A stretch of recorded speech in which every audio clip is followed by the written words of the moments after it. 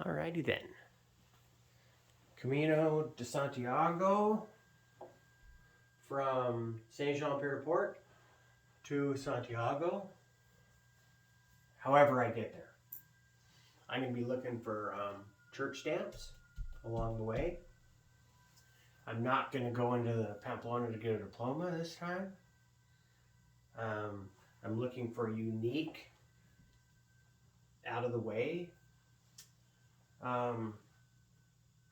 churches that the churches and the pastors that have their own stamp. I'm avoiding the chains on the stamp. The issue I will have is I'll have to have 2 passports.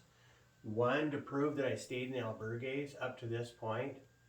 I'll just show them 2, but one with just the churches on it. So I want to have a community passport per se of stamps saying this is the people in the areas I stayed at. And then I want to have one just for me. And it's basically a collection of these different places I went to. I'm hoping to carry a bit of my father's ashes and some kind of memorability for my brother Scott that recently passed away, which is incredibly sad. With me, so I'm lighting a candle at all the major churches, obviously a tribute to them when they lived and how much they meant to me and their impact, and that's a personal thing that I usually just share with my family. Starts out, this is extremely high in elevation. To get over the Pyrenees, this is a chart of just the elevation changes, right? And it says the first one we get to 27.1 kilometers to the place I'm going to sleep that night. So I'm going to get up this little town at the bottom of the graph, Saint Jean Pied de Port, and then walk up a cliff basically over the other side. I'm hoping to do it in one day. I'll be exhausted and I know it's an overrun, but I'll rest plenty, I'll sit plenty. Hopefully it won't be too cold up there. I'm trying to hit it as early as I possibly can up at the top. So I come out in a summer afternoon. I think that's going to be a really nice Camino. Backpack, I'm almost packed. I need to finish up my clothes. I could buy a cheap shirt there, but one on the back, one in the sack. That's kind of my mentality, plus a pair of hiking shoes and a day shoe.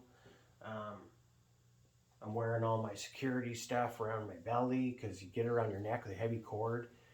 There are things that get stolen from these things, and since you're carrying your life on your back, the person taking it knows you got some pretty important stuff in there. Big cities and stuff, you carry it in the front so you can visibly see it all. You're holding it basically like this. Plus, it's good to keep an eye on your stuff. It is be a smart camper. So this is my stuff that goes around my neck, my passport, etc. Plus, I have a passport card in my wallet, and I may carry that in a separate place just in case, because it's good to have your basic information, because I can get booking stuff online. So I'm almost packed. I got to buy one more ticket, possibly 2 if Brennan decides to go. I may hold off on how I'm getting to Madrid till just a couple months or weeks before the trip. I got about 104 days left before I get on the first plane that takes me there. 104 days. So each day I want to make sure that I categorize and fix something. I'm also going to be separating this out by tubes. So my next day or later day or evening wear will be in one tube inside this pack. And then the second tube of my toiletries and stuff, I'm going to carry my electrical, my camera up here, my GoPro, and my phone in my pocket. Do on both of those. So I want to tube, and then I want to tube it out so I could just quickly reuse it and my backpack stays organized. I just don't want to stuff a bunch of stuff in, because literally I'm pulling it all out. It's making noise. People are getting up and they're basically beating us to the next albergue, which is a bad thing in the Camino if you end up, sorry, we're full. So it's good to be tightly packed so you can get up and leave. And I think personally I could do that easily, not, tend around and me over parenting and all that stuff. So backpack's almost done. Route is selected. Saving as much cash as I can now becomes a huge deal, right? So cutting back on every single spend becomes a huge deal to save every dime, because I don't know the situation going toward Europe right now. So it's good to have a little bit extra cash just in case you get in trouble. Um, but I'm doing this on the penny. I mean, I don't really eat a lot anyway, but this right here, I'll be spending 10 euros a day, so about 3 grand just to get through by myself. 100 there.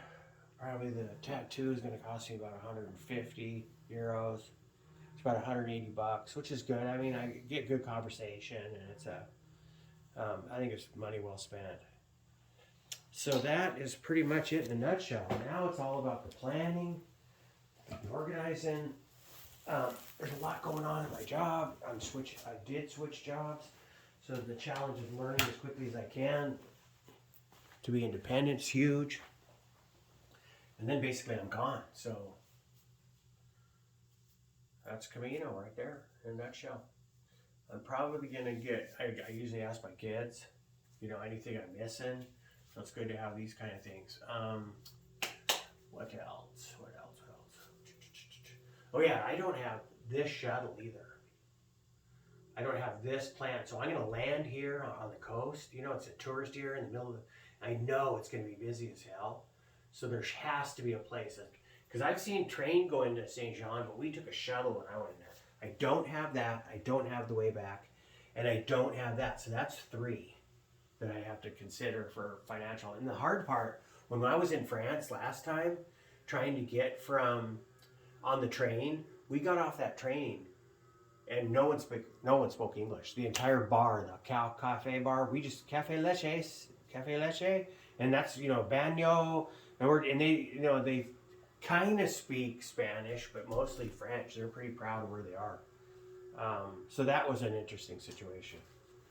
But like I said, this is going to be typical Camino. I'm gonna follow a route at a point, but then I'm gonna say, hey, look, depending upon the bed race, depending upon some of the things I want to see. Like I said, I'd much rather drop down and head into Portugal. I want to stay away from Madrid as long as I can, because that's kind of like a college town, a young 20s, 30s. And so it's kind of where, I don't know, a lot of you just want to transition quick, get in, get out, that's all. I mean, I've seen Madrid, and it was a beautiful place, and I got plenty of video of it, don't get me wrong. A big city is not where I want to be. I want to be in small places. And I'm looking, this whole thing is about walking in the woods, not walking alongside the road. I mean, you have to do it at some points. So my pack is almost figured out. I should write down a list what I need still there. Need another pair of socks in there. And hell, if I have 3 socks, I mean, shit, I'm good with that because I'm padding. I got a flashlight. Umbrella. Keep the sun off you. 15 degrees less. Hell of a lot better. It's just how you pack it and stuff. You get a lot of comments when you bring an umbrella. And I'm not going to just flash it out every day, but if I'm in the middle of nowhere. I mean, I was walking in here at points.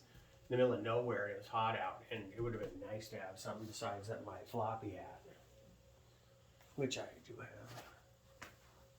Okay, so there's my Camino in a nutshell.